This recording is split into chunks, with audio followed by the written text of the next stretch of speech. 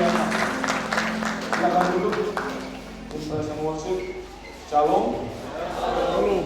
Wah, luar biasa ini. Hari ini merah semuanya. Saya diberkati dengan praise and worship kita ini. Shalom. Ya, hari ini saya berbagi tentang kita baru saja merayakan Pentakosta. Ya, sebelumnya pencurahan Roh Kudus yang pada saat itu kepada murid-murid dan jemaat mula-mula, dan saya percaya hal ini akan memberkati kita semua sebagai tubuh Kristus. Mari kita buka Alkitab kita sebelum saya mulai. Roma 10:17. Roma 10:17.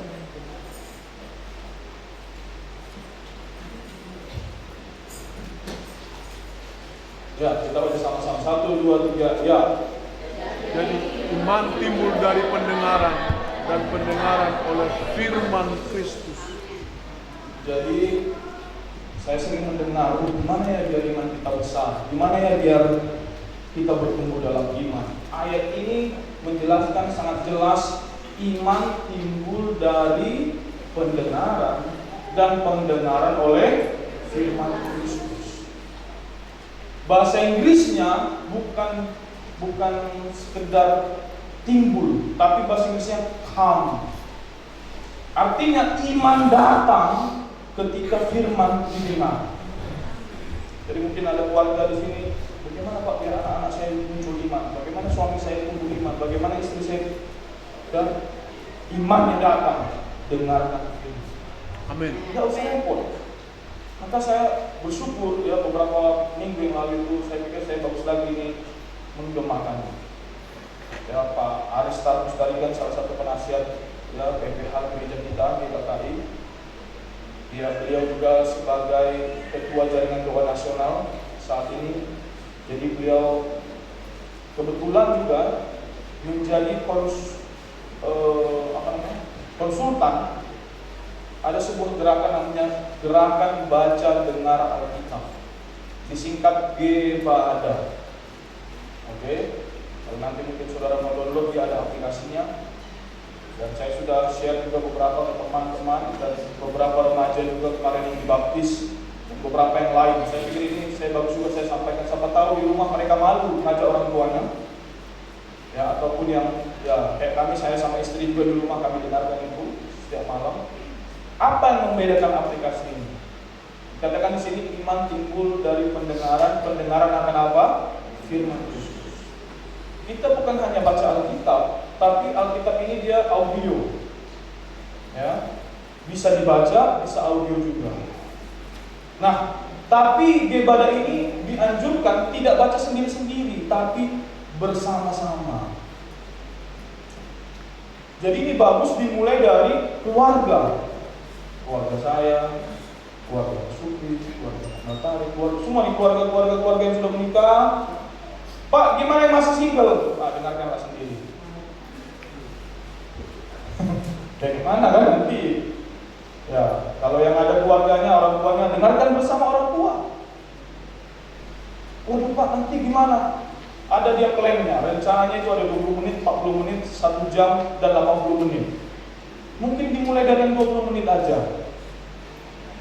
Saya waktu itu ketemu sama pemain musik gue ya, Bang Raja, Bang siapa? Saya nggak tahu, saya lupa follow up.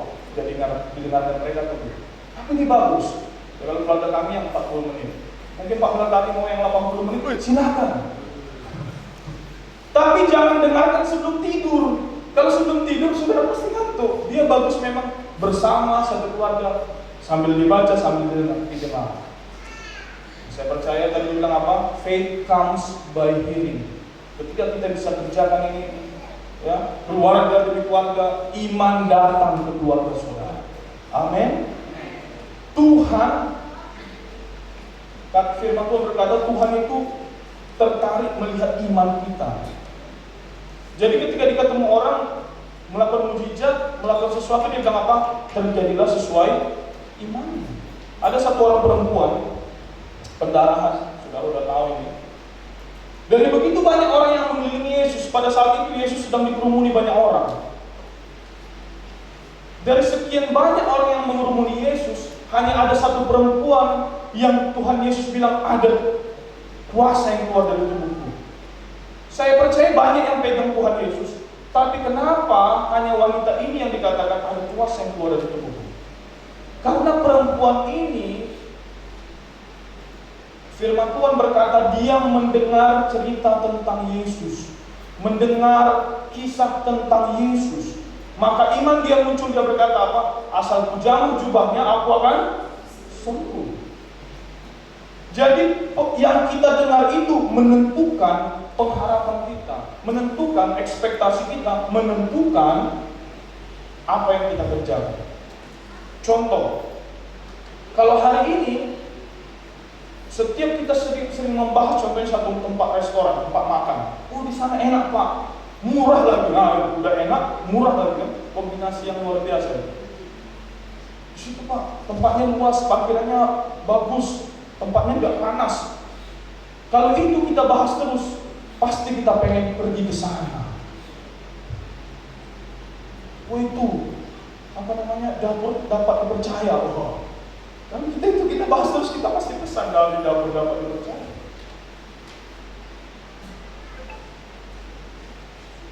Jadi apa yang kita dengar itu yang menentukan itu. Iman timbul dari pendengaran. Kekhawatiran pun timbul dari pendengaran. Jika saudara sering dengar hal-hal negatif, hal-hal yang buruk, maka kekhawatiranlah yang akan muncul. Bagaimana membenci seseorang? Dengarlah sesuatu yang buruk dari dia. Nah, itu.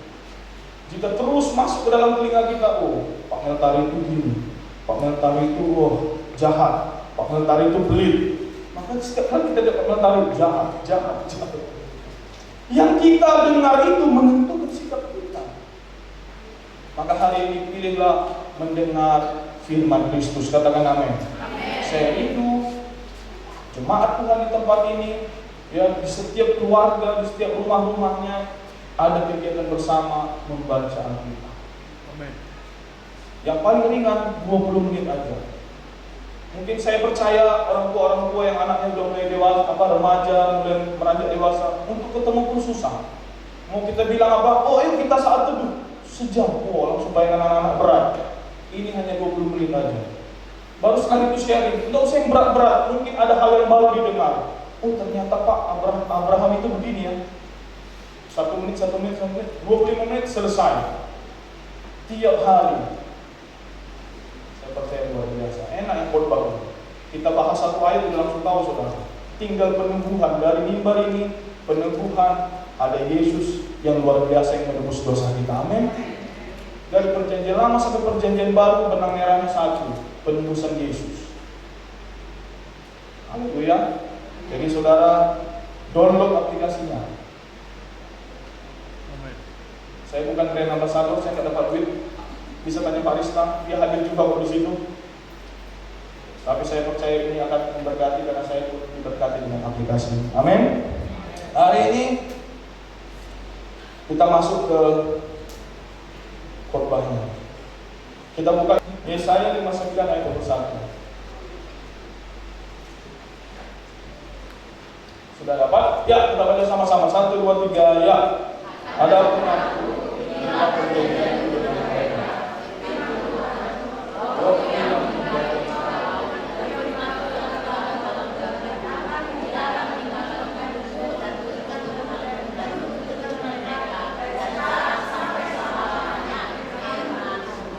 Amin. Sedikit kalau baca Alkitab bersama-sama ini makanya pentingnya ibadah ya. Kalau kita baca Alkitab bersama-sama ini berlomba-lomba kita. Selama-lamanya firman Tuhan. Amin. Nah, ini sedikit lagi iklannya. Di ibadah ini dia yang baca buat kita tinggal ikuti. Enggak buru-buru kita. Itu kan mau cepat-cepat, yes, udah 5 pasal, nanti aku lapor sama Pak Lembaga sudah 5 pasal. Nah, ini enggak perlu buru-buru. Dia yang bacakan bagi kita. Bagus juga ini, jadi contoh. Jadi dikatakan di sini ada 2 janji di sini. Dikatakan ini ya. Inilah perjanjian, ini perjanjian lama. Dia sedang membuat Nabi Yesaya berbuat, inilah janji yang Tuhan akan genapi. Dikatakan begini, rohku akan menghinggapi engkau. Pada saat itu masih akan. Dan firman-Ku yang Kutaruh dalam mulutmu tidak akan meninggalkan mulutmu. Dan mulut keturunan bukan saudara aja, tapi anak saudara. Dan mulut keturunan mereka anak cucu saudara. Dari sekarang sampai selama-lamanya firman-Ku. Janji ini bicara tentang apa? Dicurahkannya Roh Kudus. Tapi sebelum dicurahkannya Roh Kudus, tidak bisa dicurahkan Roh Kudus tanpa pengampunan dosa. Roma 11 ayat 27, sedikit kita bahas teologinya ya, biar mendalam. Roma 11 ayat 27.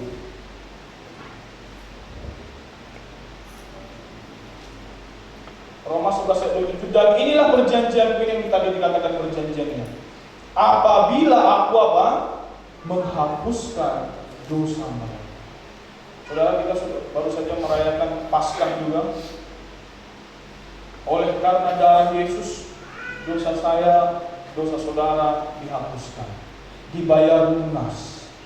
Jadi hari ini saya dan saudara, jika ada pikiran hatimu menuduh engkau orang yang tak layak, orang yang berdosa, itu semua bohong. Katakan amin.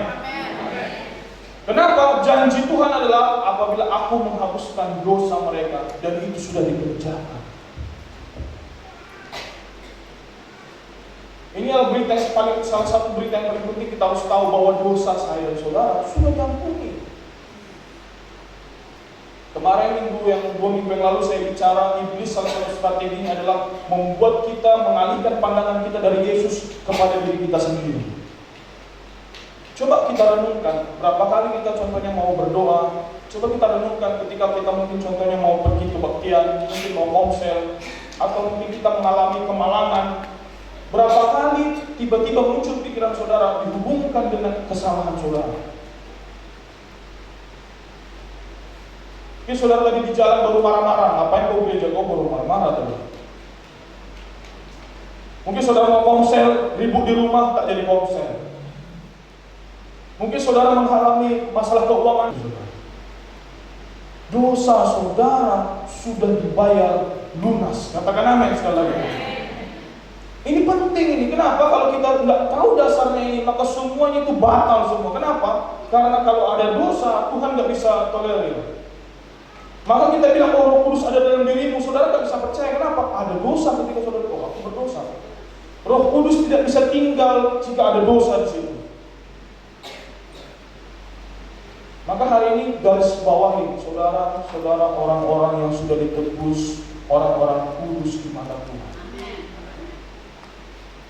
Itu yang pertama. Yang kedua, janjinya adalah bahwa Dia akan menaruhkan rohnya kepada kamu, kepada anak-anakmu, dan keturunan anak-anakmu. Nah ini yang akan saya mau bahas lebih panjang hari ini. Ada Roh Kudus dalam diri saudara. Saya sering kita tanya sama siswa-siswa kita kalau mau diutus alumni ya, Pak Yusak yang memulai ini, jadi saya sering juga tanya kepada siswa kita, kau pilih mana? Diutus dengan 5 miliar atau dengan penyertaan Tuhan, yaitu Roh Kudus dalam diri? Jawabannya selalu benar, bersama apa? Bersama Tuhan. Tapi jauh dalam lubuk hatinya dengan 5 miliar pasti. Udah dipikirkan nanti di rumah, ya kan, bikin usaha, sewa gedung gereja, beli alat musik, wah cukup ini.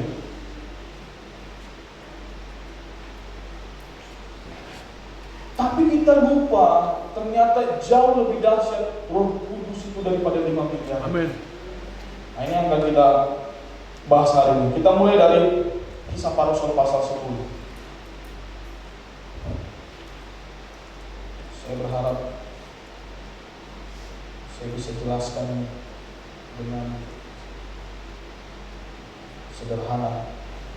Kisah Para Rasul 10 ayat 43 sampai 44. Ya, saya baca ya. Tentang dialah, ini kisahnya Petrus pada saat itu pergi ke rumah Cornelius dan dia khotbah di hadapan mereka.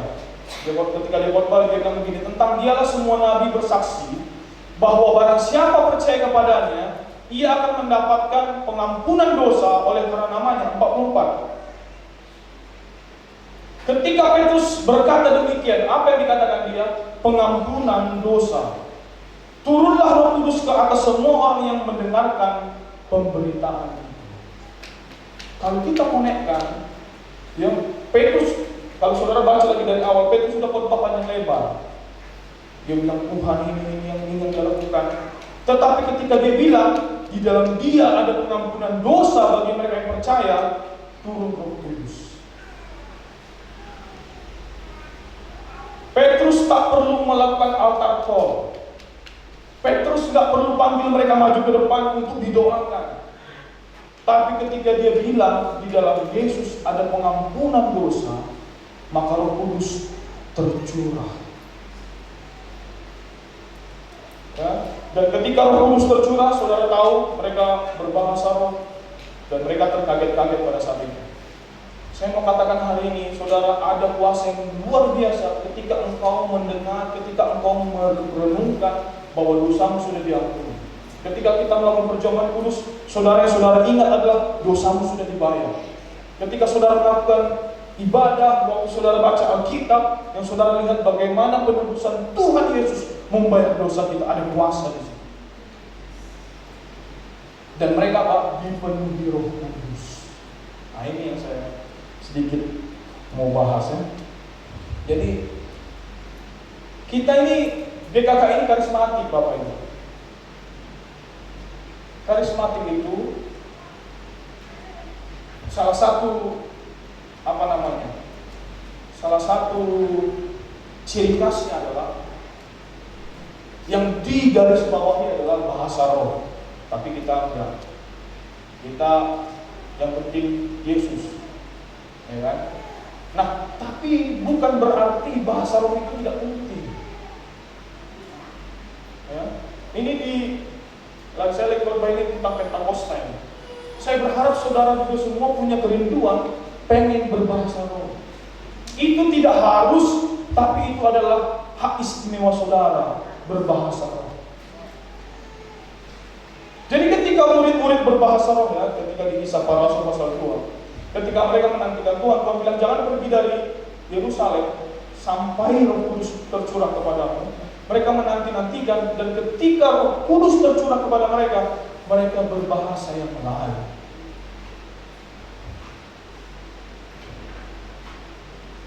Jadi bahasa roh itu karunia dari Roh Kudus. Dan ketika mereka berbahasa roh, orang-orang di sekitar situ mereka menganggap bahwa mereka mau, mereka dianggap aneh. Pasti juga kita bahasa roh ada yang menganggap kita aneh. Tetapi Petrus maju dan dia khotbah, orang bertobat. Ketika mereka dipenuhi roh, ada kuasa Tuhan di situ. Amin. Jadi saudara, saya berharap saudara juga pulang dari sini. Ya, nanti saya juga berdoa buat saudara itu dipenuhi oleh Roh Kudus. Tandanya salah satunya adalah saudara berbahasa. Oh Pak, aku enggak Pak, kayaknya aku enggak ini Pak, belum ada muncul. Enggak apa-apa. Dari keinginanmu Tuhan kabulkan. Mintalah, maka engkau akan mendapat. Salah satu penelitian saya akan tampilkan mungkin pas di grup atau apa, saya lupa tadi mau kirim ke PowerPoint. Jadi ada satu penelitian di Amerika, ada satu organisasi Kristen. Orang yang suka berbahasa roh diteliti nih. Ada satu pihak yang berbahasa roh, ada satu kelompok yang tidak berbahasa roh. Ditemukan orang-orang yang suka berbahasa roh itu lebih susah atau lebih kebal terhadap stres, kelainan jiwa. Nah, ini dia. Kenapa kita berkata berbahasa roh lah? Karena berbahasa roh itu akan menguatkan, edify, menguatkan kita. Jadi bukan harus di sini ya, nanti saya ikut berbahasa roh saudara nggak paham. Enggak, Alkitab bilang memang bukan di gereja perlu buat berbahasa roh, nggak perlu. Kalau ada di sini yang buat bahasa roh, kita tinggalkan aja juga dia. Karena kita nggak paham. Tapi waktu kau sendiri berdoa, waktu kau lagi menyembah Tuhan, berbahasa roh lah, maka Roh Kudus akan menguatkan engkau. Mungkin masalahmu besar, mungkin tantanganmu sulit, mungkin belum ada pertolongan dari Tuhan, tapi engkau bisa bersuka cita. Kenapa? Ada Roh Kudus yang menguatkan. Saya ada baca satu quote dari satu pendeta di Twitter, John Osteen. Dia bilang begini, saya belajar untuk mengucap syukur setiap kali Tuhan menjawab doa saya. Tapi dia bilang begini, tapi hari ini saya mulai belajar mengucap syukur juga, bahkan ketika Tuhan tidak menjawab doa saya, karena saya tahu berarti dia sedang menyiapkan hal yang lebih besar daripada yang saya buat. Berarti kalau sedang dia tidak kasih ini, kita mengucap syukur. Kenapa? Berarti ada yang lebih besar, berarti ada yang jauh lebih baik daripada yang kita doakan. Itu bisa muncul dari mulut kita. Tadi saya perhatikan lagu kita tentang mengucap syukur terus itu. Kalau hanya dengan kekuatan kita, maka kita akan merasa capek, kita akan merasa munafik. Oh, makanya mengucap syukur, duit pun tak ada, suami pun marah-marah, istri cerewet, anak-anak bandel, waduh lengkap sudah. Tapi kalau itu dari dalam, dari Roh Kudus, dari aliran-aliran kehidupan itu bukan lagi masalah. Gereja kita ini menjadi gereja yang bersuka cita. Amin. Gereja yang mengucap syukur. Bukan gereja yang gampang-gampang ngambek, gampang-gampang patah semangat. Kenapa? Ada Roh Kudus. Maka hari ini mintalah karunia. Saya bukan yang tipikal berbahasa roh setiap saat, tapi istri saya bisa bersaksi. Masa dia bahasa roh? Nanti dia lagi bersih-bersih toilet bahasa roh. Luar biasa ini saya begini. Ada aja doa dia yang aneh-aneh dijawab Tuhan. Kenapa? Karena waktu dia berbahasa roh itu tadi edify, menguatkan kita. Yang sedang patah semangat dikuatkan kembali. Dan tahu nggak saudara, ini Petrus pada saat itu konsepnya adalah Tuhan menyelamatkan hanya orang Yahudi. Roh Kudus hanya menghindapi orang Yahudi. Ini dia lagi khotbah di depan orang non-Yahudi. Cornelius ini bukan orang Yahudi. Dan inilah kali pertama mereka lihat Roh Kudus masuk yang memenuhi orang bukan Yahudi. Kabar baiknya saya dan saudara bukan orang Yahudi. Jadi jangan saudara bilang, oh, aku orang Yahudi, aku orang Batak, orang Yahudi yang terhilang, suku yang terhilang, tidak ada itu. Tidak ada penelitian yang membuktikan itu benar. Tapi kabar baiknya kita ini pun bisa masuk dalam orang-orang yang dipenuhi oleh Roh Kudus. Amin. Mulai punya kerinduan ingin berbahasa. Dan saudara lihat hidup saudara berubah. Saya pernah kasih kesaksian ini. Pak Paris ini pernah ditangkap polisi ya. Jadi dia tangkap polisi, dipanggil ke pos polisi. Dan apa yang terjadi? Dia telepon istrinya karena mungkin dia pada saat itu nggak bawa duit. Dia mungkin biasa lah ya. Kalau polisi kita tahu lah ngomong damai. Jadi ketika dia telepon istrinya, yang aku kena tangkap polisi ini, kirim dia gitu. Istrinya bilang, papi jangan bicara duit papi, bahasa roh kata dia. Pak Paris kalinya dia yang pendeta kan, istriku ini udah baik gini, aku ketangkap polisi disuruh pula bahasa roh. Tapi akhirnya dipanggil polisi, dia masuk ke kantor, biasa kan ngobrol-ngobrol. Kebetulan Pak Paris pada saat itu mau menghadiri pertemuan yang dihadiri oleh Kapolda. Jadi dia tunjukkan fotonya, ini Pak, saya mau ketemu sama ini. Oh, Bapak mau ketemu ini, silakan dilepaskan lagi dia. Ditelepon istrinya, mami, papi dilepaskan oleh polisi. Puji Tuhan papi, mami berdoa terus berbahasa roh di rumah. Mungkin saudara akan pikir itu kata Pak Kapolda, belum tentu juga. Orang banyak kok bilang aku pamanku jenderal ini, ku jenderal, dikasih tunjuk foto, enggak mempan. Maka saya percaya ketika istrinya berbahasa roh, foto pun bisa bekerja. Apapun bisa dipakai Tuhan. Amin. Ini kadang-kadang kita tunjukkan foto, kita telepon pun tak mempan. Bukan karena itu, karena berbahasa. Saya kemarin waktu ke Amerika, waktu saya sendiri, saya masuk ke ruangan imigrasi 2 jam Bapak ini. Saya bilang, saya pendeta Pak. Dia nggak percaya. Mana bukti kau pendeta? Tunjukkan surat saya pendeta. Dia panggil saya, jadi saya duduk di kursi begitu, dia ada di meja, dia panggil saya bolak-balik 1,5 jam. Saya teringatlah berbahasa roh. Memang kadang-kadang kita sudah di saat yang sulit, terjepit baru kita ingat.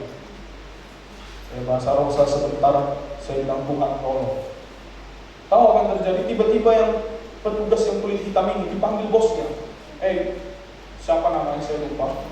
We have important meeting. Kita punya meeting yang penting. Dipanggil dia, diganti sama orang kulit putih. Sopannya bukan main Bapak ini. Pak, saya dengar Bapak pendeta. Iya betul. Oke, Bapak duduk aja di sini. Saya coba cek masukkan data Bapak. Mana data Bapak? Saya kasih. Diisi dia. Yang ini Bapak ini nggak panggil saya lagi. Sini nggak lagi. Dia bilang kalau ada dia butuh dia datangin saya. Pak, nama gereja Bapak apa ya? Oh, International Pentecostal Holiness Church. Di mana ininya? Di mana namanya? Oklahoma. Oh, dicek dia lagi.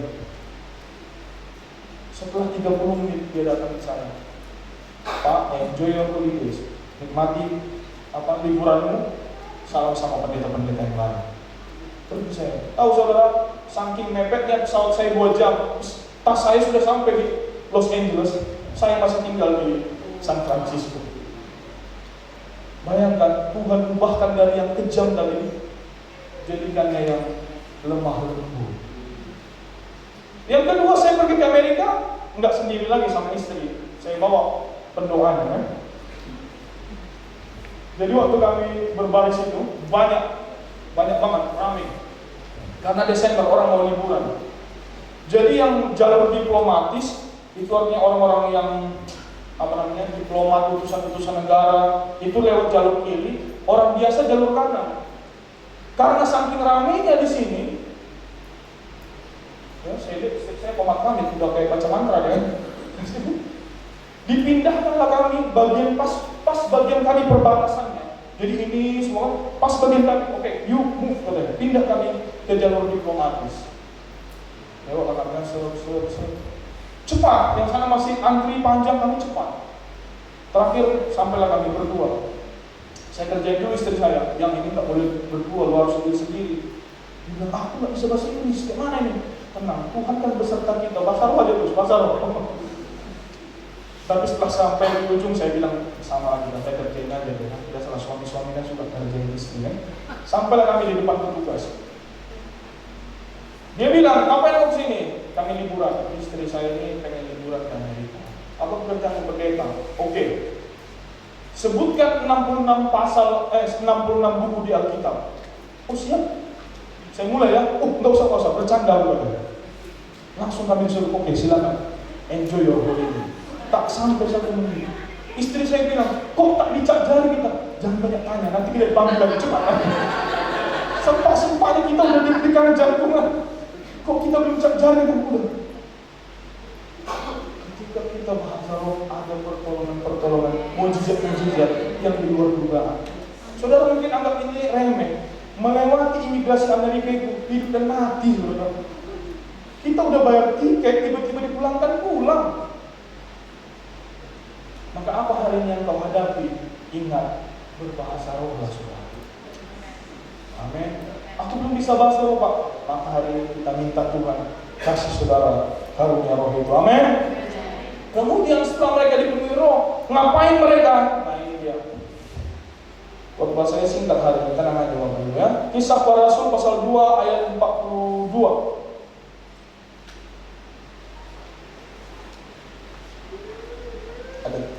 Ya.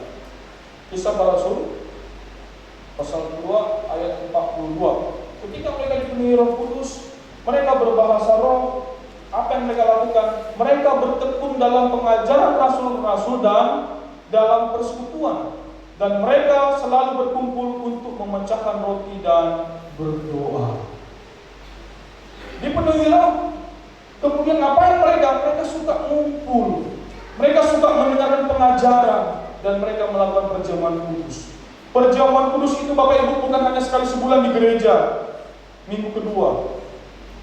Saudara bisa beli perjamuan kudus saudara bikin setiap hari di rumah, boleh. Ya, setiap kali saudara melakukannya, lakukanlah untuk mengingat akan aku, kata Tuhan Yesus. Ketika kita ingat Yesus, apa yang ingat saudara ingat? Ada kelepasan di situ, ada pembebasan di situ, ada berkat Tuhan di situ, ada damai sejahtera di situ. Jadi nggak ada larangan. Saudara beli, kerjakan itu di rumah saudara. Dan apa namanya? Pengajaran, suka nih belajar. Maka tadi sukalah baca firman Tuhan. Dengarkan khotbah Pak Gembala Sinod kita tiap hari. Sederhana kan, hanya 3 menit, 4 menit, 5 menit. Jadi saudara dengan khotbah 1 jam ngantuk. Dengarkan lagi, menguatkan kita. Dan apa? Dan dalam persekutuan. Komsel-komsel bagi saudara yang belum berkomsel hari ini, daftarkan diri saudara. Ya, ada di sini Pak Direktur kita, Pak Krista. Dengan senang hati beliau akan mengarahkan saudara ke zona komsel yang ada. Ya. Kenapa? Jangan jauhkan dirimu dari persekutuan. Di dalam persekutuan itu, kalau kita hari ini hari Minggu, jadi gereja itu ada 2 sayap, Bapak Ibu. Sayap pertama ibadah hari Minggu, saudara duduk mendengar. Sayap kedua adalah komsel. Saudara di mana saudara bisa saling berbagi. Mungkin saudara ada kesaksian, mungkin saudara ada berkat Tuhan boleh berbagi. Saya percaya konsepnya begitu di komsel, ada butuh didoakan, saudara sharingkan di situ. Mau ada ucapan syukur diinfokan di situ. Jadi jangan jauhi persekutuan. Ada amin. Salah satu strategi yang dia. Kalau kita perhatikan ya, kalau saya lihat Alkitab, salah satu teknik iblis membuat kita menjadi orang-orang yang kalah adalah membuat kita eksklusif. Membuat kita apa? I'm okay. Aku sendiri enggak masalah. Kita butuh fellowship, Bapak. Mungkin ada yang didapatkan oleh Pak Asir ketika dia sharing sama kita di komsel, memberkati kita. Mungkin ada yang didapatkan mungkin Bang Christian, dia share memberkati kita. Karena Tuhan berbicara kepada setiap orang. Ya, jadi jangan mau sendiri. Ini yang bisa nanti lari itu ya. Bisa nanti alirannya naik sendiri. Hanya dia yang masuk surga. Enggak. Setiap orang yang menerima Yesus berhak menerima kerajaan surga. Amin. Jadi apa? Jangan jauh dari persekutuan. 46 tentang ini persekutuan. Dengan bertekun dan dengan sehati mereka berkumpul tiap-tiap hari dalam bait Allah. Pada saat itu mereka tiap hari ya. Mereka memecahkan roti di rumah masing-masing secara bergilir dan makan bersama-sama dengan gembira dan dengan tulus hati. Benarlah komsel kan? Kalau komsel ini kan pasti ada makannya juga. Di komsel kami di rumah, belum komsel minggu depannya lagi, kami sudah bahas makan apa. Minggu depan kita makan apa? Oh, nggak apa-apa, karena dengan hati yang mana ini? Dengan gembira. Emang kalau agak lapar susah gembira ya? Lama kali. Mungkin saudara sekarang mungkin udah mulai susah bergembira ya. Tenang, masih jam 10.12 ya. Jadi jangan jauhi. Nah, kita sama-sama persekutuan. Jika saudara, Pak, aku tempatku jauh atau tempatku di sini, Pak, belum ada komsel, ngomong aja, kita siap ini saudara. Saya terbaru saya dengar ada di Punggul. Ya, Punggul itu main jauh, tapi ada ya itulah ketika kita bahas ada satu yang memberikan diri untuk melayani di sana kan. Nah, makanya saudara, jika saudara belum berkomsel, mari datangi Pak Krista berlomba-lomba saudara hari ini. Yang kedua, ketika Roh Kudus dicurahkan, mereka bukan hanya suka berkumpul, bukan hanya suka berfellowship, tapi juga mereka terjadi persatuan. Ayat 44. Nah, ini dia. Jadi kalau kita mau bersatu, kita lihat ini. Dan semua orang yang telah percaya tetap bersatu, dan segala kepunyaan mereka adalah kepunyaan bersama. Ya, saya mau ucapkan dulu terima kasih ya. Kemarin belum sempat terima kasih, kita ada acara kemarin di mana? Di pantai. Kita merayakan kenaikan Tuhan Yesus. Kita ada sekitar 150 orang lebih dewasa dan anak, dan membaptis 13 orang remaja. Puji Tuhan, berikan kemuliaan bagi Tuhan. Dan saya mengucapkan terima kasih atas partisipasi kita semua. Saya tahu kita memberi bukan karena kita udah kelebihan uang. Saya percaya saudara berkorban di situ. Tapi kami dari gereja semua pengajian mengucapkan terima kasih atas partisipasi saudara. Ya, saya percaya juga itu bukan karena terpaksa, tapi kami ini tadi ya, semua orang yang telah menjadi percaya bersatu, ya, kepunyaan bersama. Walaupun yang enggak habis ini kita rekening kita satukan, enggak juga begitu. Tapi kita memberi itu sukacita. Amin. Yang saya lihat dulu masih sekolah minggu, remaja apa, udah mulai kerja, kayak Bang Christian, udah mulai nyumbang dia. Begitu Tuhan, saya pun kadang-kadang terharu ya. Udah mulai bertumbuh, ya, gereja kita ini, puji Tuhan. Jadi apa? Mari kita sama-sama itu dia. Jadi nanti ada kita kegiatan-kegiatan, mari kita sama-sama sukseskan kegiatan kita. Saya dengar akan ada pemuda ke mana ya? Lembang ya. Kita sukseskan sama-sama. Nanti ada bulan Agustus, ada rencana pemuda buat kegiatan, kita sukseskan. Mungkin kita juga ada nanti mungkin bapak ibu yang pasangan suami istri, kita bikin retreat suami istri, kita sukseskan. Anak-anak gimana Pak? Tinggal. Ya atur lah ya. Biar enggak kita bikin dulu apa. Masa anak muda aja pacaran kan? Kita sukseskan juga. Ya anak-anak kan happy juga kalau bapak mamanya pacaran kan? Nah tuh. Kemana tadi? Oke, yang ketiga. Ayat 44 dan ini sudah 44. Yang ke-45. 45. Dan selalu ada dari mereka yang menjual harta miliknya, lalu membagi-bagikannya kepada semua orang sesuai dengan keperluan masing-masing. Sekali lagi saya bukan suruh saudara jual emas saudara yang luar biasa berkilo-kilo itu. Tapi saya mau kasih tahu ini adalah mereka memberi dengan sukacita. Ya, makanya kalau saudara diingatkan, kalau saudara ada tulisan di situ berpuluhan, maunya kita rindu saudara memberikannya dengan sukacita. Bukan karena terpaksa, bukan karena takut dibutuh, bukan takut nanti Pak Pendeta nggak doakan saudara, enggak. Bukan nanti gara-gara itu saudara nggak dikunjungi, enggak. Tapi karena out of joy, keluar dari sukacita saudara. Kenapa? Karena saudara tahu saudara sudah diberkati. Amin. Kita ini adalah orang-orang yang diberkati Tuhan. Amin. Ya, dengan kesehatan, dengan keluarga, itu berkat yang luar biasa. Dan terakhir, 47.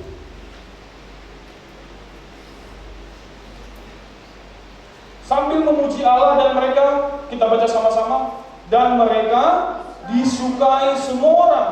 Dan tiap-tiap hari Tuhan menambah jumlah mereka dengan orang yang diselamatkan. Ini dia doa saya buat setiap saudara. Roh Kudus yang bekerja dalam diri saudara, mengubahkan saudara tanpa saudara sadari.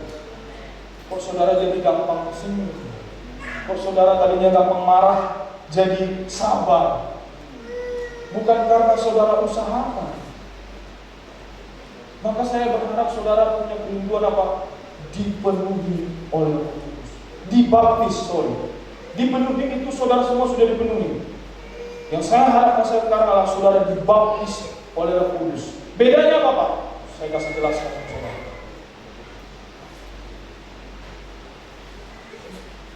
Arti baptisan dulu. Baptisan itu artinya baptiso. Artinya apa? Ditenggelamkan. Immerse.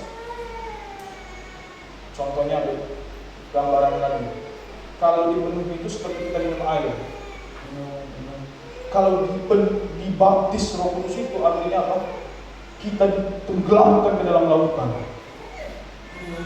Kita tuh sekitar kita itu semua tentang Roh Kudus. Maka hari ini waktu kita bicara dibaptis oleh Roh Kudus, saudara itu apapun, ya sekarang apapun itu kita andalkan Roh Kudus. Kita buka Kisah Para Rasul 1 ayat 5 ya, kita akhiri di sini. Kisah Para Rasul 1 ayat 5 atau 4. Ayatnya, sebab Yohanes membaptis dengan air, tetapi tidak lama lagi kamu akan dibaptis dengan apa? Dengan Roh Kudus. Jadi orang-orang ini, setiap orang-orang jemaat mula-mula ini, mereka semua dibaptis oleh Roh Kudus. Dan ayat 47 itu bilang apa? Mereka disukai oleh orang-orang sekitar.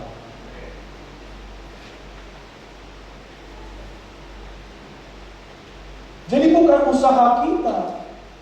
Jadi bukan karena saudara yang berusaha jadi baik, bukan berusaha jadi suami yang lebih baik, bukan berusaha menjadi istri yang lebih baik. Tapi ketika kita minta, Tuhan aku mau dibaptis dalam Roh Kudus, maka itu akan terjadi. Maka hati-hati juga bagi bapak ibu ya, bapak ibu yang contohnya mungkin ada lihat video-video tentang mungkin konsultasi suami istri. Saya percaya Tuhan, Roh Kudus, melalui Roh Kudusnya punya hikmat yang berbeda, yang unik dalam setiap keluarga. Ada dalam satu keluarga yang suaminya lihat aja istrinya udah tahu gitu, oh ini haus. Ya gitu aja dia udah tahu, oh ini kopi. Tapi nggak semua keluarga harus begitu gitu loh. Jadi jangan lihat mah istri tetangga itu lihat, dia gitu udah tahu kopi. Ini udah sampai batu-batu tak keluar kopi. Setiap keluarga Tuhan kasih unik. Jadi kita nggak bicara teknis sekarang. Teknis itu Tuhan kasih masing-masing. Oh kalau ada yang keluarga, oh suaminya yang pegang uang. Ya kalau itu Tuhan kasih sama keluarga itu dan mereka bahagia, silahkan. Tapi ada juga keluarga yang istrinya yang pegang uang. Jangan bilang, wah ini ikatan suami takut istri bapaknya. Bukan begitu. Sepanjang mereka berbahagia, damai sejahtera, berarti itu yang Tuhan kasih bagi keluarga itu. Jadi bukan masalah teknis. Kalau teknis saudara bahaya, saudara akan banding-bandingkan. Saudara akan bilang lihat si anu, lihat si ini. Ada amin? Ini saudara mulailah. Makanya saya harapkan itu saudara bergantung kepada Tuhan. Tanya Tuhan. Ya kan? Tuhan akan kasih hikmat kepada saudara. Saya kadang-kadang saya mau khotbah juga, saya sudah siapkan sesuatu, kadang-kadang Tuhan tiba-tiba pas sebelum saya naik Tuhan bilang khotbah yang lain. Dan mungkin tidak semua diberkati, tapi ada satu orang yang butuh firman itu pada saat itu dan diberkati dan datang sama saya pikir puji Tuhan. Saya juga kadang-kadang saya pikir ini pasti nggak ini yang khotbah. Tapi kadang-kadang ada juga saya waktu khotbah ada tiba-tiba ilustrasi atau cerita yang Tuhan taruhkan atau ingatkan, saya share. Dan tiba-tiba ada juga yang bilang, oh Pak, thank you Pak dari sharing ini. Ini saya mau kasih tahu, berandalkanlah Roh Kudus dalam hidup saudara. Amin. Jadi nggak masalah teknis hari ini. Tidak bagaimana menjadi suami yang baik, bagaimana menjadi istri yang baik. Ya, dalam keluarga masing-masing Tuhan kasih hikmat yang masing-masing. Ada suami yang masak, dia hobinya masak. Bahagia keluarga itu gitu loh. Ada yang keluarga memang nggak pengen makan di rumah, makan di luar terus. Jangan bilang keluarga nggak jelas ini. Harusnya kan suami itu dididik apa namanya dari perutnya, enggak juga. Gimana suami yang nggak suka makan? Jadi Tuhan kasih hikmat masing-masing. Suami-suami, kalau kau berpikir gimana menjadi suami yang lebih baik, minta hikmat dari Tuhan. Istri-istri bagaimana menyenangkan suami, bagaimana jadi ibu yang baik, minta hikmat dari Tuhan. Tuhan akan kasih kok.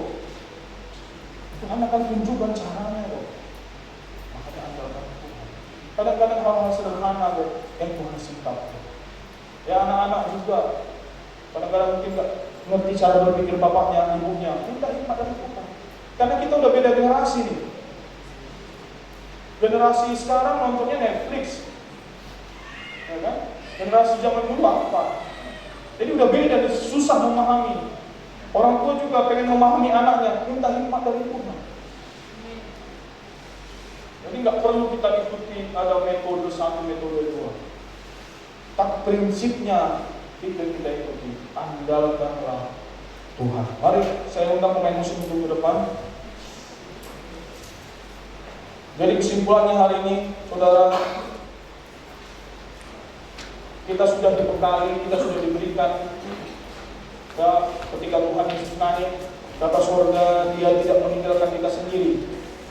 Dia memberikan kita Roh Kudus, dan Roh Kudus ini setia, siap menopang, siap menuntun kita, memampukan kita melakukan hal-hal yang baik, hal-hal yang Tuhan sudah siapkan bagi hidup kita.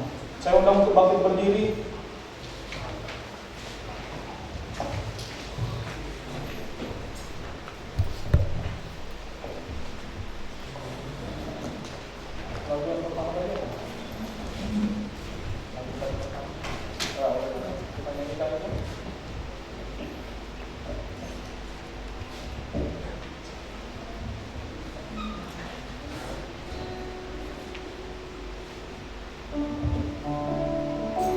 Terima kasih Bapa yang baik.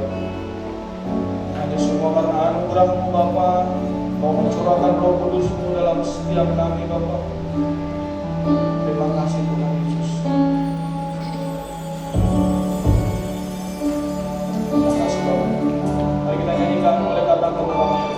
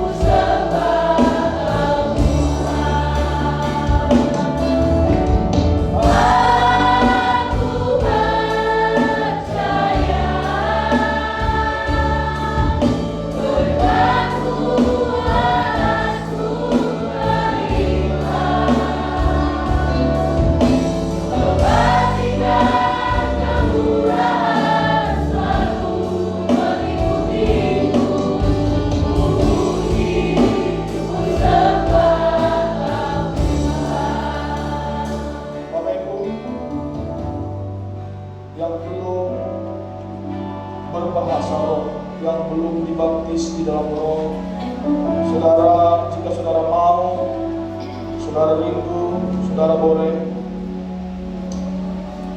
bersikap menerima. Saya ingin berdoa bagi saudara. Terima kasih Bapak.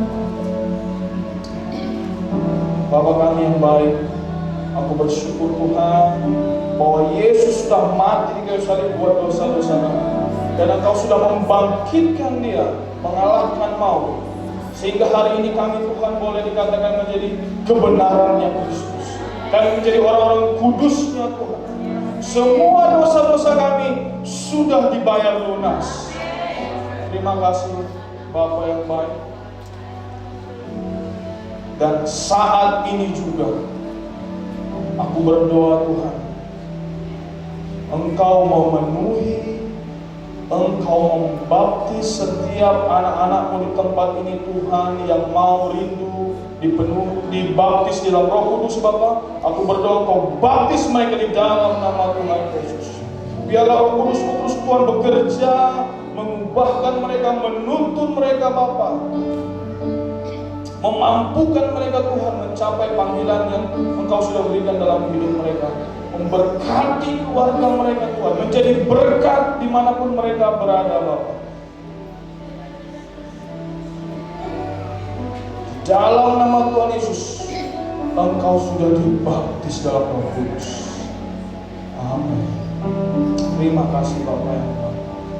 Terima kasih Bapak. Katakan aku percaya. Aku percaya.